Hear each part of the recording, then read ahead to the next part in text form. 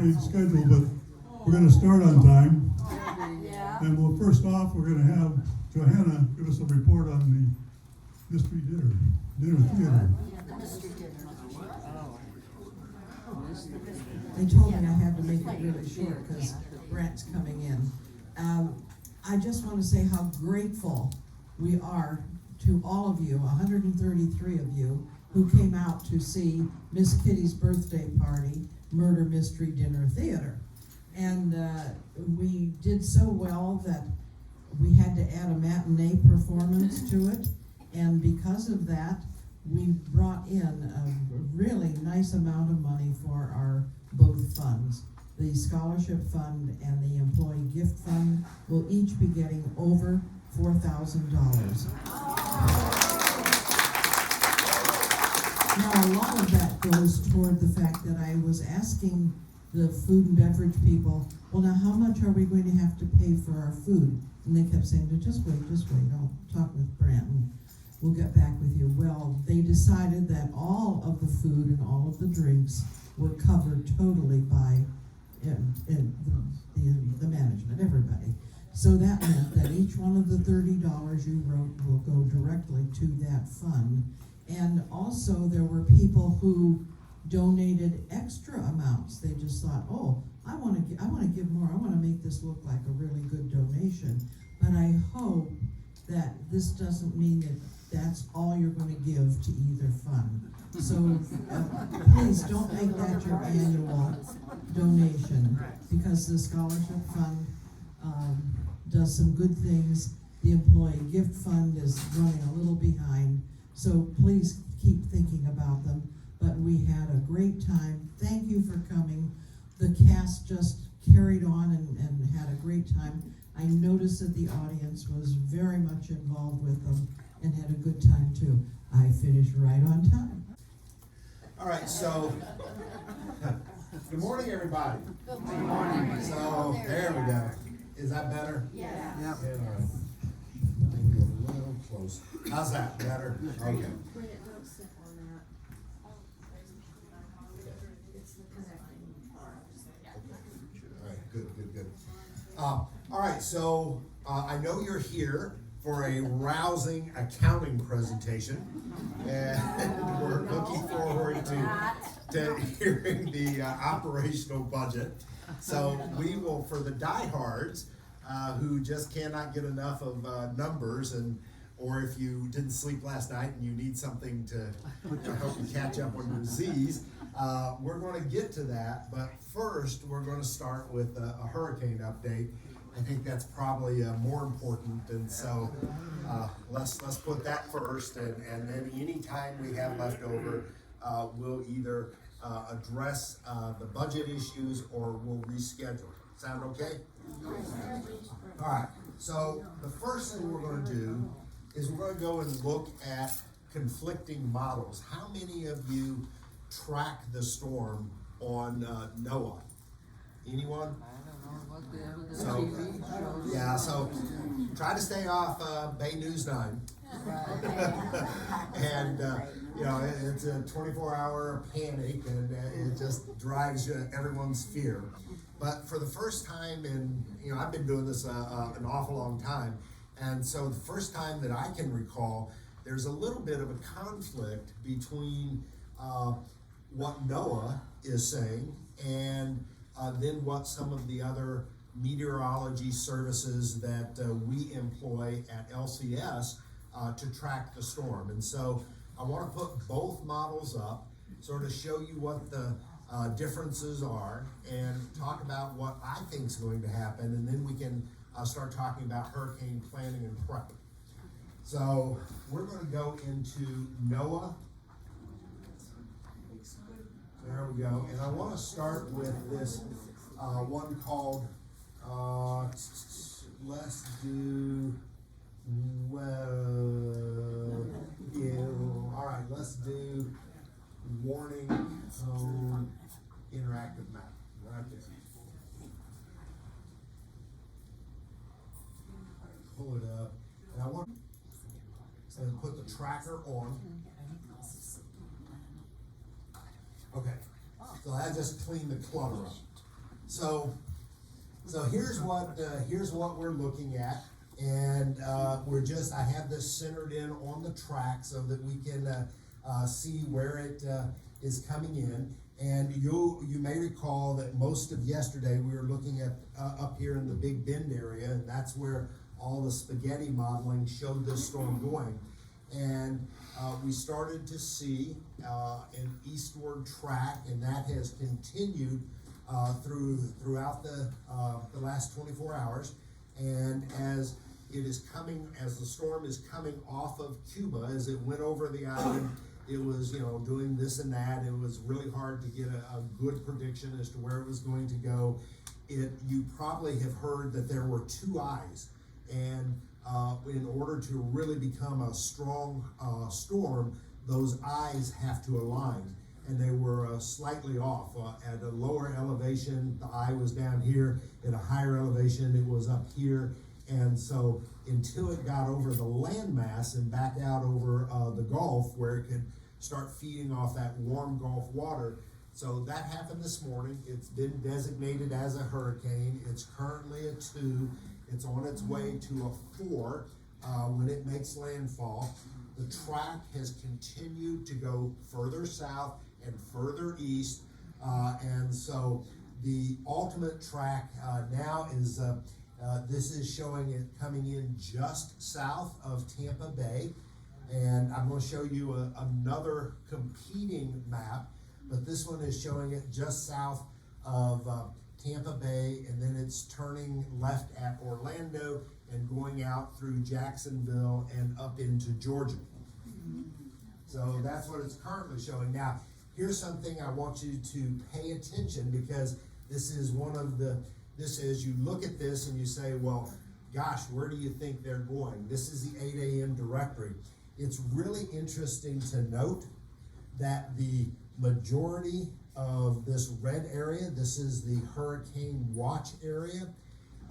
Typically what you see is that's centered in the track, and it's not the case in this. And that's a pretty good indicator that NOAA believes that this storm is going to continue to go south, and that landfall is not going to be as close to Tampa as it's currently predicted.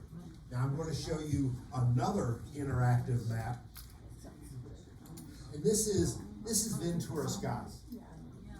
This is what LCS uses, and LCS brings in a meteorologist. And at first I was a little nervous because the meteorologist is in Iowa. and I'm sure he's really knowledgeable, but he's in Iowa. And so I've had the chance to listen to him now, and he's actually very, very knowledgeable. And his point is, he addressed it, I don't need to be in Iowa to tell you what the winds are doing. And I don't need to be on the ground to tell you whether or not it's going to blow. And so this is what he uses. And so you can see this was today, and I think it was 8 a.m. So the storm has just come off the edge of Cuba. We have all the tracks off so that we can just see the storm itself. We've gotten all the clutter. It's going to come out over the Gulf, move through the straits. The water temperature up here is somewhere between 89 and 92. And so that hot water in the Gulf is going to help build the strength. We have a couple of things that are working for us. And remember, we talked about initially in the first part of the week, this thing was just going to come right up through Big Bend and go like that.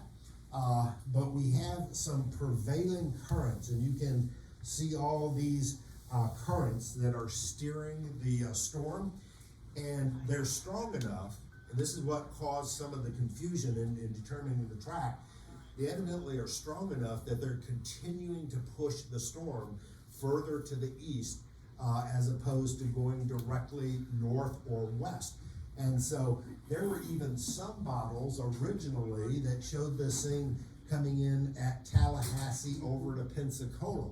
But those steering currents are going to prevent that. Now we're going to press the play button.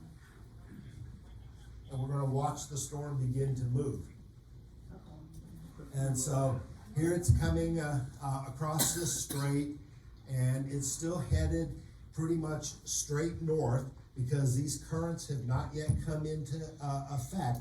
But you can see right here, we're going to begin to see some of these currents, and watch what it's going to do. As soon as it hits those currents, they're predicting it's going to take a right turn and go right in at Cape Coral. Stop it. Now, Ventura Sky has had this path for about 24 hours. So they're pretty confident in their forecast because there's not been much deviation.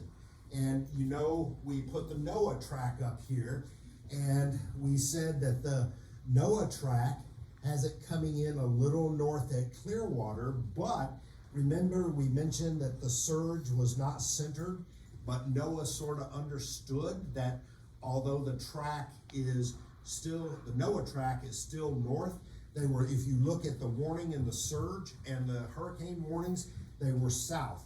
That's a pretty good indicator that they also believe that this is where it's going to come in. All right, we're gonna play a little further. Venice. Cape Coral, Fort Myers. You see it right over Cape Coral. It's gonna start to take a turn toward Orlando. Now, I want you to pause it again. Are you pausing? Yep. Okay, good. So I'm gonna step in front, but then I'll step back out. So we got a couple of things. We have this front, it's pushing it away, keeping it away from Tampa, thank you. Here's the leading edge of the storm, and now that it's over land, you can sort of see this concentration. And so the leading edge is where the winds are, the back is where all the trash is. And so that's the dirty part of the storm. That's where all the rain is. That's where you have the heavy gust. It's where you have the thunderstorms. You don't have the high velocity winds, but you're gonna have all the dirty side of the storm. It's the back side of the storm. And so we're sitting right, there's Tampa, we're sitting, we're sitting right here. And so follow this as we move forward. Here's the backside of the storm, and this up here is the driving force. This is where all the dirt is. You can see it right here. As we continue to play this out, look where this goes. It's pretty much, we're sitting right here in Clearwater, and pretty much all of it is going to stay to the east of us. So let's play it and watch what happens.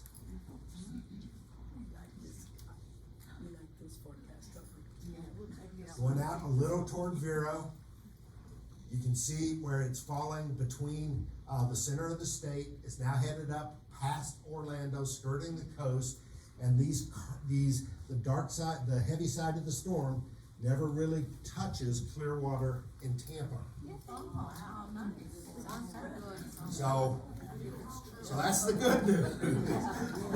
All right, and so we can just see where it's going to go. It's just going to go right on out into the Gulf, and it will eventually. These same steering currents are going to push it ashore a little further up here.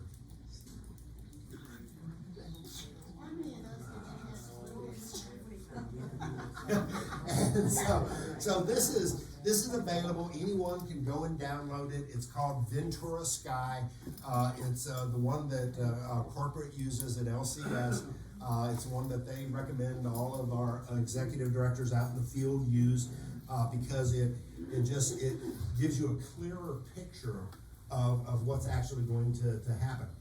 So here's my best guess. This is going to be a very heavy rain event for Regency Oaks. We're probably going to have some gust, and those gusts are likely to be up to 70 miles an hour. But that hurricane level 4, when it strikes, it looks like, in my best opinion right now, it's going to come in south of us. It's going to dissipate pretty quickly in terms of once it hits landfall. It may come in as a category 4, it's gonna drop to a Category 3 within 5 miles of the coast, and within 15 miles of reaching the land, it's gonna drop to a Category 2.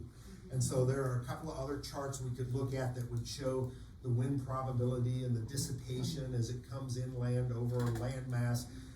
But we're on it looks like right now, we're on the backside of the storm, and we're going to get the dirty side of the storm. We're not going to get those 100-mile-an-hour winds that is going to be bad. Now, the one other thing that we are going to get with this much water is we're going to very likely have flooding issues. Now, here at Regency Oaks, you live on Mount Regency. Yes. we are 82 feet above sea level. And so it is not going to be, flooding is not an issue for us. Flooding will be an issue getting to us. We're going to be a virtual island, and the lowlands are not going to be passable. So we just need to keep in mind as we start thinking about what we do next. And so let's go to the next part of this. We reviewed all of this back in June, but there are 7 or 8 slides that I just wanted to come back and revisit and give an opportunity to talk about it, and then we'll open it up for questions as well. So, great question, and can you go back to the NOAA? And so the question is, when is this going to hit? And so let's go back up to the legend up at the top. And we want to look at wind arrivals. Maybe the big legend is at the bottom. Go to the bottom there, a little further. Nope, it wasn't the top, it's just higher. There we go. Let's look at warnings and surface winds.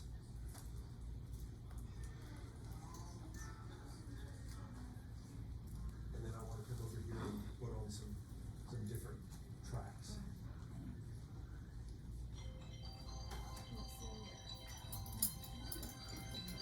Try and double click it, see if it will.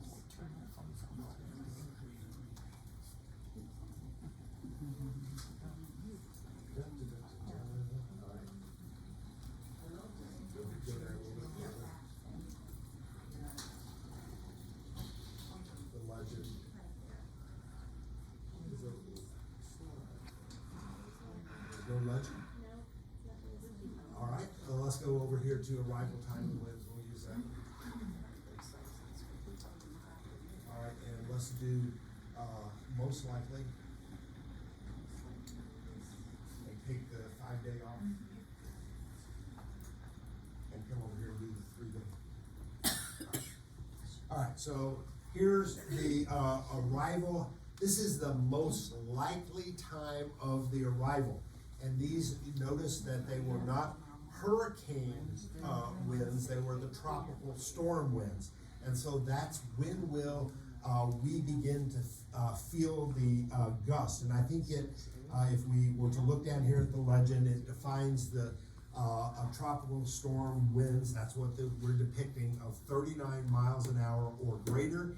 And this is the reason we use this one, is it's at this point that they close all the bridges. And so if you're wanting to go to evacuate, you're limited as to where you can go. People trying to cross the bridges and come into a hurricane zone, all the bridges are going to shut down based on, it's actually 45 miles an hour, but 39 is what NOAA uses. So you can see that we're Wednesday at 8 a.m. we should have winds of about 39 miles an hour, and that's not constant. Those are gusts. And so that's when we will begin to feel the effects of the storm. We will not feel hurricane force gusts until Thursday morning, and our best guess right now is it's 10, 11 o'clock. And of course it could speed up or it could speed down based upon as it comes across the Gulf and it picks up energy. Will the storm pick up speed? That's still sort of a question.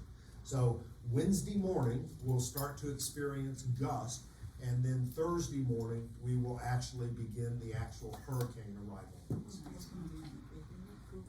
All right, so back to our other slide. So just a couple of things. I want to talk a little bit about what we're doing in order to get ready for the storm. So all the department managers we have finished the initial stage of our prep. We're now entering the second phase, which is called awareness. Our next hurricane meeting is at noon, and we're meeting several times a day working on a plan. So our transportation, we've filled up the buses. We've started to confirm that our staff is going to be here. We've broken them up into our A-B teams. We've appointed our captains and our wing leaders. We've notified our staff of our expectations for when they need to be here. We've provided the emergency letter that allows them to freely drive around in storm conditions. They'll be able to get through the major intersections.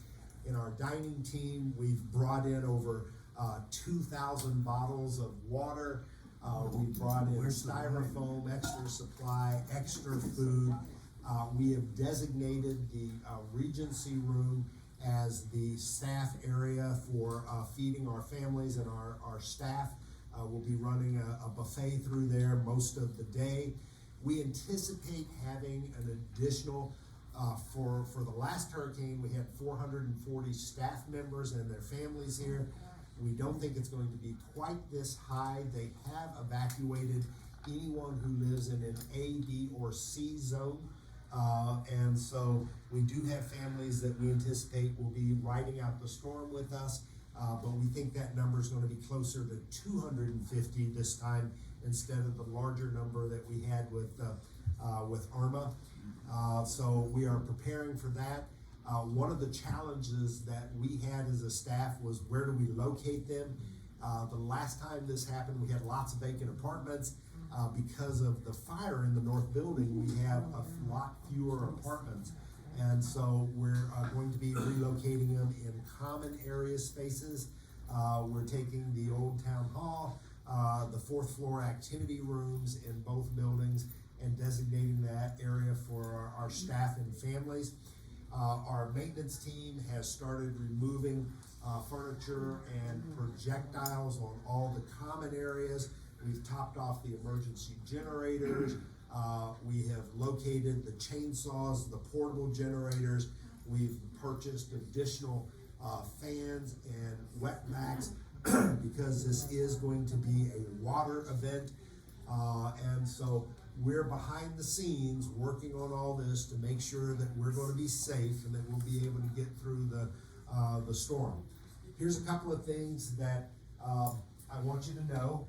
The family call line number has been activated, and this is if you have family that might be concerned and wondering how you are doing, they may not be able to call you because once this storm hits, the cell phone towers are going to go down, the phone lines are going to go down, we're going to lose electricity, you won't be able to call, and your family won't be able to call you. I have my satellite phone. We plugged it in yesterday. We have 2 of them on campus. We will be able to have direct communication, and the plan is 4 or 5 times a day I will call and provide an update to the 1-800 number. Your family can call the 1-800 number. It's not a recording, it's a personal interaction. You'll be able to talk to Joe or Beth or Mary Sue, whoever is running the call center. They'll have my update, and they'll be able to share that with your family. So that is activated. We will start at this point doing updates through our robocalls. We will probably have another meeting tomorrow just to bring you up to speed and any last minute information you might need. Our in-house channel 732 is where we will also do updates, and so as things progress, you can go to the in-house TV and look for those updates. And of course, you can always download from YouTube, and you can use the link that's available in the Oaks, or go directly to our webpage.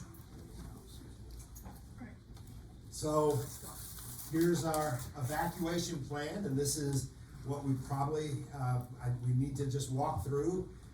Resident needs to have an evacuation plan. If you evacuate with LCS, remember, you cannot take a scooter, because we don't have that space on our buses, vans, or evacuation vehicles. And so we have band together with our other 14 properties. We have collected an inventory of available buses. We have contributed our 2 buses and vans, so we have seating for about 60. That's very similar to our other properties. So we have a small fleet of Regency Oaks and sister communities, vans and drivers to evacuate if we have to evacuate a community. Regency Oaks will not be evacuating. We've made that decision. We do have a sister community, 2 sister communities that are currently looking at evacuation. One is Bradenton. They are only 13 feet above sea level. The storm surge is expected to be 7 to 10 feet. And then Southport Square, that potentially could be getting more of a direct hit. That decision on either of those properties has not been made, but we are in the process of contemplating that. And Regency Oaks will not be a receiving community this year, because our town hall is consumed by our associates, and we have so few apartments that are available. We didn't feel like we could take residents from a sister community. So no one will be coming to live at Regency Oaks from one of our sister communities this year. Plan for upper floor residents before you make an evacuation decision. Do I stay or do I go? It's important that you remember this. If you live on the 4th or 5th floor, unless you have a glassed-in lanai and glassed-in windows, you will not be able to ride out the storm on the 4th or the 5th floor. So as soon as those winds reach level 3, or the prediction is that they're going to reach level 3, we're going to relocate the 4th and 5th floor residents to the 1st, 2nd, and 3rd floor. We're gonna stick you in a corridor, and you can bring a pillow, you can bring a blanket, but you're going to ride out 2 hours before storm impact, throughout the impact, and 2 hours after storm impact. So a period roughly of 6 hours that you very likely are going to, if you live on the 4th or 5th floor, you're going to have to be in the corridors on one of the first 3 floors. And so I want you to remember that as you make the decision as to whether or not you're going to evacuate. So please remember to stay in your respective buildings. We do not want you in the middle of the storm trying to go from the north to the south building. That's just not safe. And so once you're in place, you are in place. And we will instruct residents to move to the building hallways for safety, broken glass, flying projectiles during the fury of the storm. And so it's just, even if you are on the 1st, 2nd, or 3rd floor, where the winds are not as strong, the higher you go in elevation, the stronger the winds. If you're on one of the first 3 floors, we're not going to make you do it 6 hours before, but we are going to, our wing captain will go door to door, and 30 minutes to an hour before storm impact, we're going to pull you into the corridor, because this is Regency Oaks. We have 180 old monument oaks that are barely holding on to the soil, and we don't want those picked up to become flying projectiles, and they can go right through these windows. These are not storm windows. They will not stand up to flying projectiles. All right, so I've told you everything you need to know in order to make a decision. There are 2 decisions that you can make. You can stay or you can go.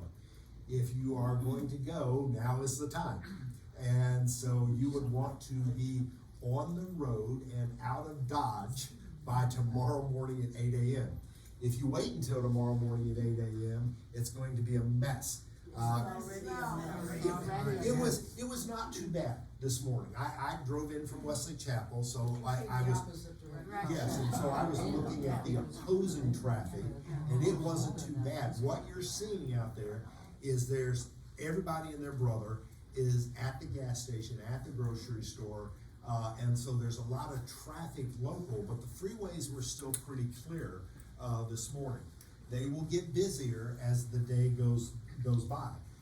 But if so your decision is now, and you need to make it and be on the road before tomorrow morning. So the other option is, let's talk about plan one. So that's get out.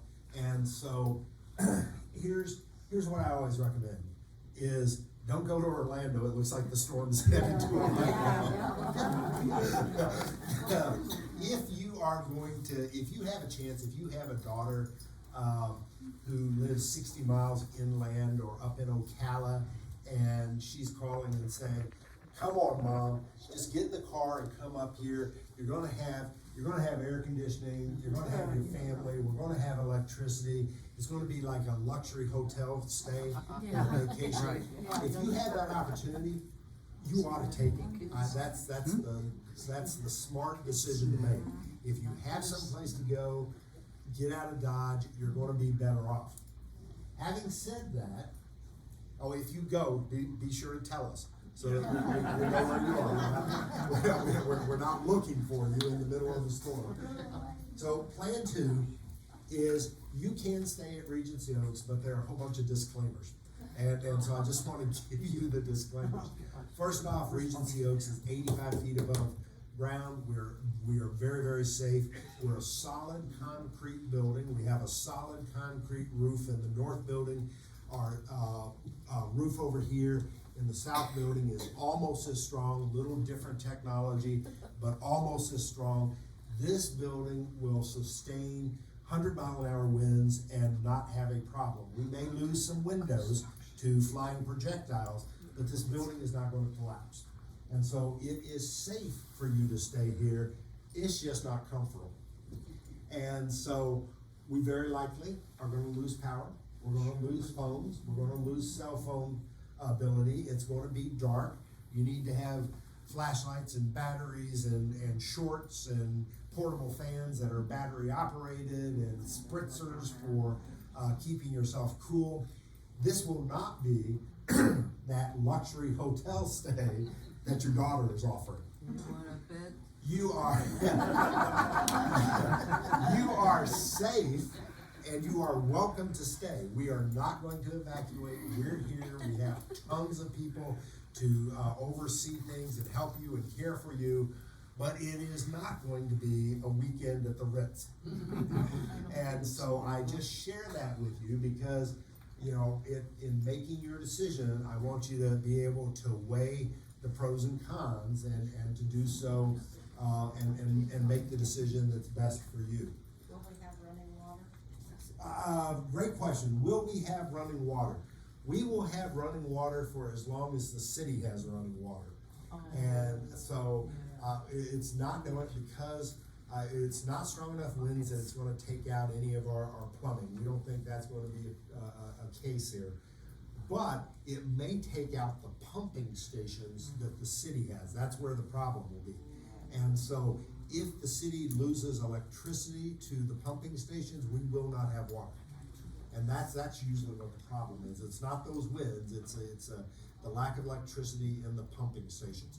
Some of them are on generators, not all of them. And so we may have some capacity, but it's probably going to be degraded. Brent, on that, you wanna explain flushing? So, yeah, and so we're gonna come to that, and I will cover that. That's a really important point. As part of weighing your decision, you might wanna know, okay, what's on the emergency generator? And it's limited lighting in the hallways, the lobby, the stairwells, the dining room, and around the building exterior. That's our lighting. Our elevators, it's one elevator in the north and one elevator in the south. In the north, it's the core elevator. In the south, it's the elevator on the far right-hand side of the bank. Our fire alarm panel is on the emergency generator, our business phones, our emergency call bell system and pendant system, our food service equipment. We have limited power at the front desk to keep things operational, and then we have some triage arrangements as well. So here's what's not on the emergency generator, and it starts with your apartment. Your apartment is dark and your apartment has no air and your apartment has no TV. It has a bed. It's too hot to sleep in, but you have that's what's available. So you must be prepared to be self-sufficient in terms of water and in terms of flashlights and whatever you need to be comfortable within the apartment. We do have, we will take care of the food, but also, just a reminder, do not use candles, because that's a risk, it's a fire hazard and a risk. For how long a period of time? So, great question. The question is, how long a period of time would we be allowed to be without power? It could be anywhere from the last time, it was 12 hours. We were down for 12 hours. When Charlie came through and took out Southport Square all those years ago, they were without power for weeks. And so you just don't know, because you don't know what damage to the infrastructure is going to occur. And so we'll be here, and our emergency generators will continue to operate, and we have fueling arrangements to come in and provide diesel fuel to keep those running once the water recedes. We have our generators will run with good management, power management. They'll run for 72 hours before we have to refuel. So we will have some power. We have lots of food. We'll be able to cook. Our team will be here to take care of most issues. Medical emergencies, the first responders will not respond as soon as the winds hit that 45 mile an hour. That's the benchmark for Pinellas County emergency management. As soon as the winds hit 45 miles an hour, our emergency responders are off the road. And so that will happen Wednesday morning. They will not respond during the storm, and they might not be able to respond. That's what we found out in Cortina. They couldn't get to anyone. And so we won't have access to our fire department, emergency medical technicians, and probably for a 3-day period minimal. And so just that's another thing that you want to weigh in your decision. Will we have any in-house emergency services? So we will, so we will have our full nursing team here, and during a hurricane, we're less concerned with our license and what we're legally and not allowed to do legally. We're less concerned about that. If you're having a coronary event, we're going to jump in and try to save your life and not pay too much attention to the rules and regulations. So I've got a full nursing staff. They have a little bit more leeway to handle direct care of emergency issues in an emergency. Great question. Brent, Yes. whether you go or stay, removing items from the lanais. So, two things. Let's pass out the handouts at this point. Do we have those? Can I get a couple of volunteers to help me with the handouts, please? So, the question on whether we empty out your lanais, we have not made that decision. We are getting ready to make that decision at 12 noon. That's our next hurricane meeting. And there are 3 responses to emptying out lanais. The first thing you need to know is we do it globally. What we do for one, we're going to do for everybody.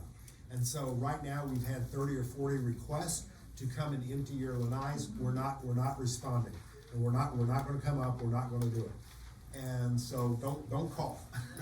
But what we will do is, having said that, we will now, make one of three decisions. And the first decision is we're not gonna come and do anything to your lanai because we think this is a rain-only event, it is not a wind event.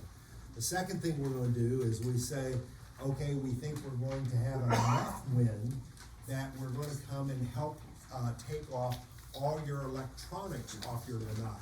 And your electronics could be your computer, your TV, your electronics. We'll come and remove the electronics. Again, it's global. If we do it for one, we're gonna do it for every single resident here.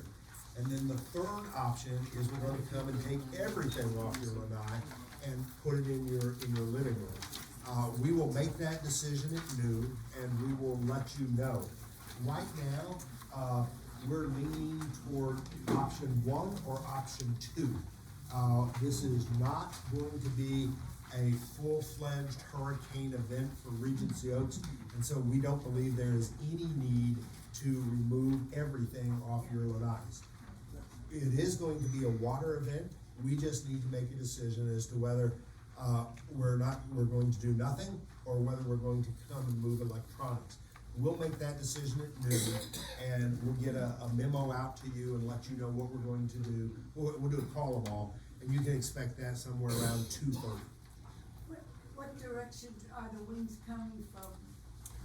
So that's a great question. Let's take a look at that, and let's do the tour sky for that.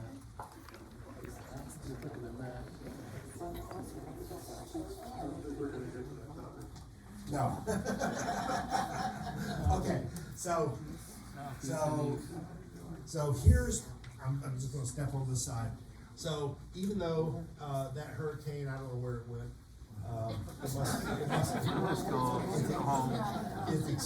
we probably have to go backwards, cause it's expanded outside the, 36-hour.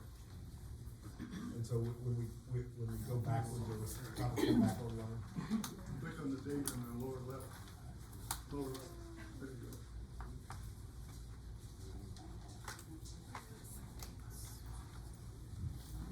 There it is. All right, now go up like 2 days, the 29th. There we go. 29th and freeze it. 29th and freeze it. Perfect, all right. So here's what's happening. So Regency Oaks sort of sit here, and we're facing north. This is north. And so looking at these winds, we're gonna get trailing winds. We're gonna get a little teeny bit of them right here. And so it's gonna come in from this direction. It's going to be north and slightly to the east, so north-northeast. So here are the wings that are going to get water exposure in your lanais, and that will probably drive through your bedroom windows as well. It's going to be all of the P wing on this side. So it's going to be all of the N wing and the R wing on the far side. So it's the northeast that is going to take the brunt of the storm. That makes sense? You following me? Okay. Question. Here we are, we can pass the microphone.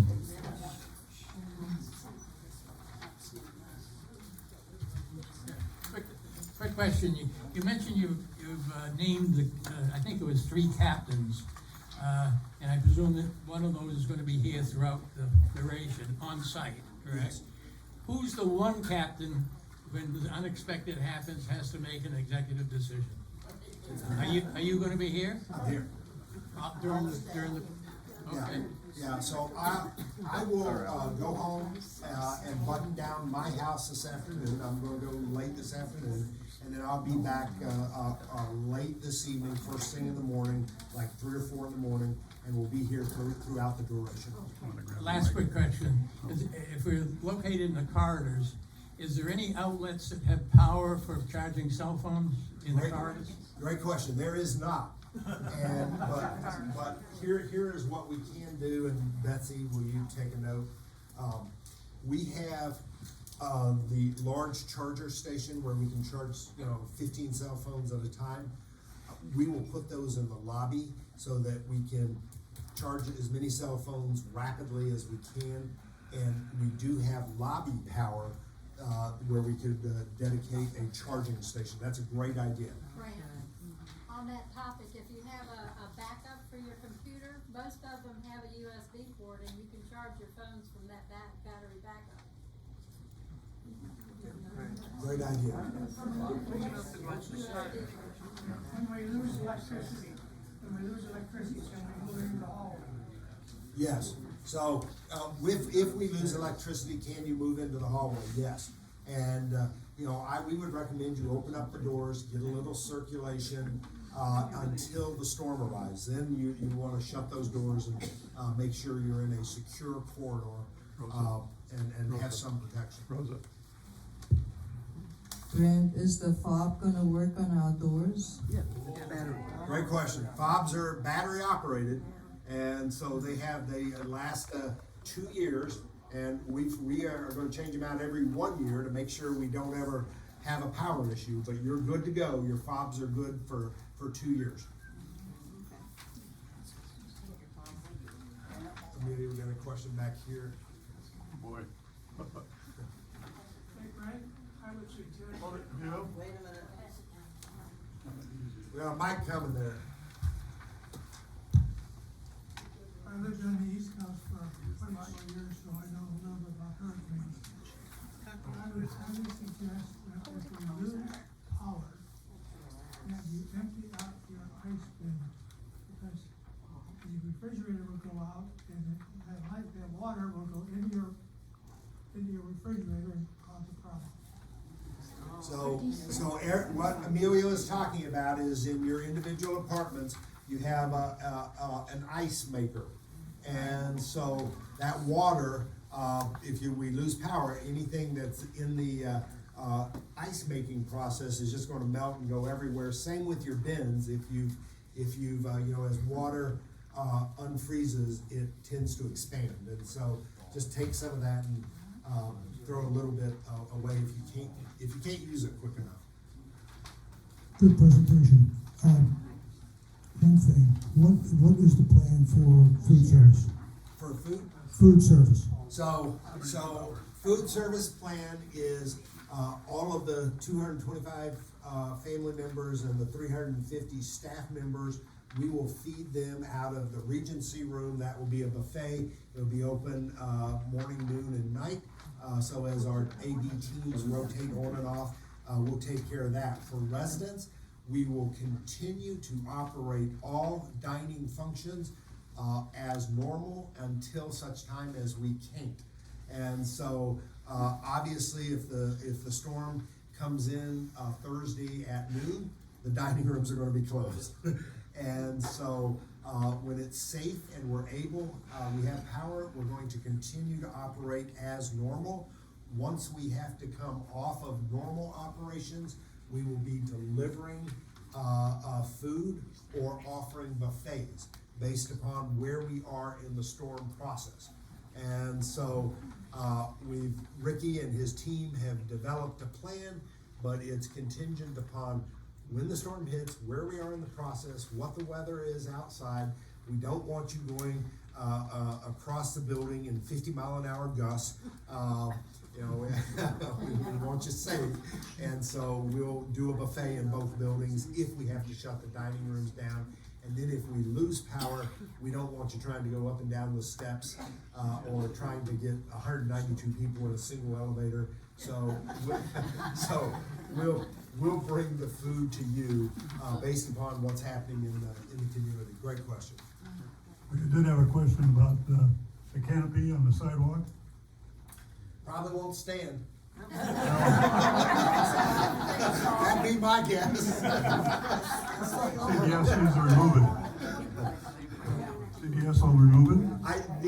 I know the blue team is buttoning up right now, not the blue team, Schaefer is buttoning up right now. And I have not heard, they pulled the tarps. I don't know if they pulled the canopies. Can you see? canopy, looks like the canopies are still there. So I just don't know if they haven't finished or if, that's their full plan. I'll follow up with them.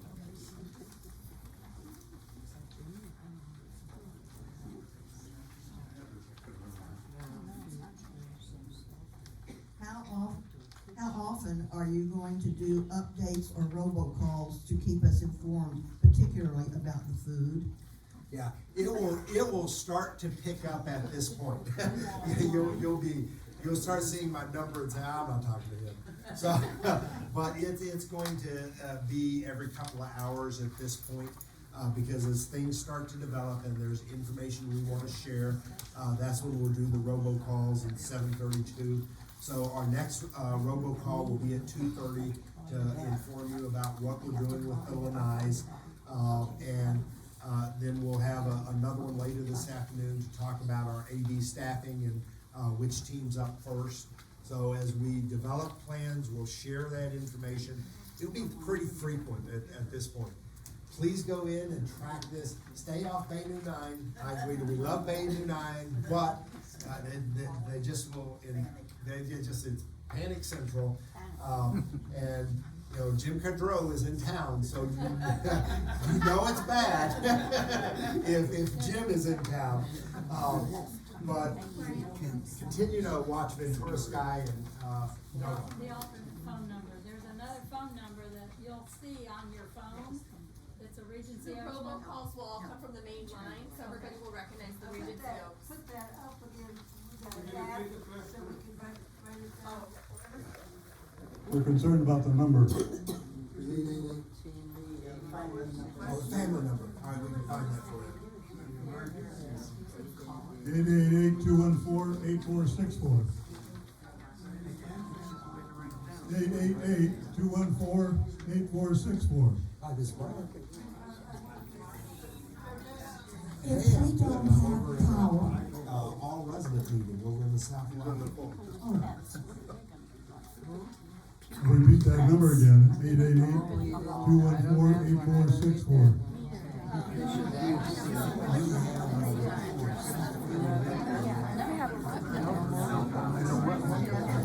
I got a wife. I got a wife, I don't need it.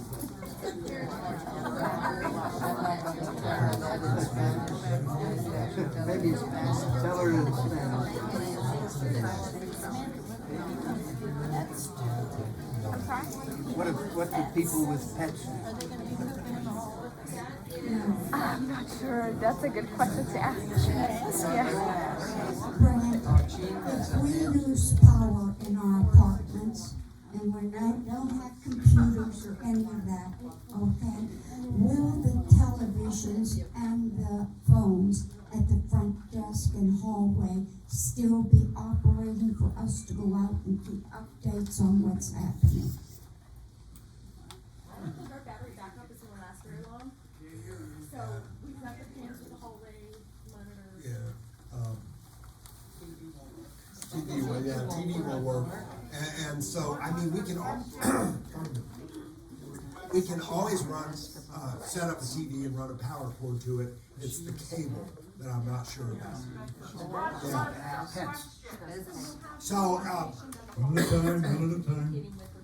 sorry. So the question was, if we lose power, can we have a portable TV at the front desk so that residents can come down and stay in touch? Not a problem with the portable TV. We can always run portable power to it from the front desk. We're not sure whether Spectrum's feed is going to go to the TV. That will be the issue. Got an update? 11 o'clock, just confirm what you put up. No. 11 o'clock is, so Bill is sharing with us that the 11 o'clock, that looks like it's the NOAA, is confirming a further shift to the south as we anticipate. So, it's a good thing.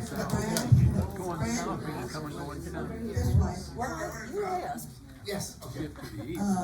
Be sure that your robocalls are coming from the telephone number that shows Regency Oaks, because I had 2 calls yesterday that said probable whatever. Risk. Spam, yeah. program we use for the robocalls is only our main line. Brant, I know all the breezeway furniture is put in. When I came home yesterday, I went in the M-wing outer door, and that big green bench was still out there. Have they gone around and moved those in, even if they just put it in the hallway? You know, by that elevator, which won't be working anyway, but I know it's a sturdy one, it's not like those cheap little ones, but Yeah. it's still a bench out there. It probably is secure, just because of its weight. Okay. So the perimeter benches, some of them we have to remove because they're lighter weight. Those big heavy ones, those will probably stay right where they are. They take two people to lift, and you know, it'd be 140 mile an hour storm, and then we'd all get out of here. I have a question. I love animals, but I don't have a pet here. What about the pets? Are they gonna be in the hall pooping with us? Yes. And so here's a clever idea. I thought this was one of our plans we came up with yesterday that we just think is really, really clever. We've taken Hazel Vernon's old apartment. Is Hazel here? Thank you, Hazel. It's nice of you to. So Hazel's apartment is R102. It was one of the apartments that was gutted, and so it's a big 2-bedroom apartment. And we went out and bought that fake grass, and we've put it in. This is brilliant. We've put it in all 3 of the rooms. And so, if you have a pet and it's raining cats and dogs out there, you'll be able to walk your pet over to that area and use that, and we will come in with a hose. There's nothing in there but concrete. We'll be able to come in and hose it down once a day and keep the area fresh. And we were looking for a south building location undercover. Did you know?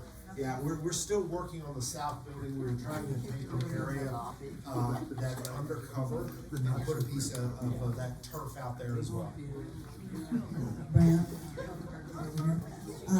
can residents volunteer an extra bed for staff? Absolutely. And so what we would, the question is, can residents volunteer an extra bed for staff? We probably would be more grateful if you were to dedicate an extra bed to a resident that might need, who might have some real difficulty. If you're 97 years old and you have compromised hips and knees, and you live on the 4th floor, and Brent says you have to get down on and sit on the concrete for 6 hours, that's a hard sell. And so if we have residents who would like to extend that offer to a neighbor, that would probably be most helpful. Most of the staff are a lot younger than me, and they can get up and down and sit on the ground, and they'll be fine. But that's a great offer, thank you. I have a rolled up bed that could be open. Is there anybody who could do that for me if I have a guest staying with me? Absolutely. Yeah, so if you need help with a blow-up bed, we have portable air pumps.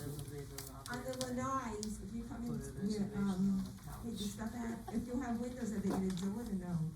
So if you have, great question, so if you have a glassed-in lanai, there's no point for us to come in and regardless of the decision, there's no point for us to come into your apartment.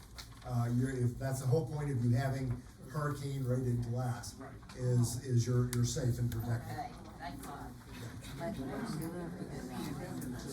All right, thank you very much. We obviously didn't get to what we gathered for. We'll come back, we'll pick that up. Everyone came from a hurricane. 2:30 robocall, another call this afternoon to talk about AD staffing. Tomorrow we'll have another meeting. It probably is going to be 10:30 right here, or just another update meeting for all the residents. We're gonna leave that number up on this slide for people who wanna write down that number for contact. All right, thanks everyone.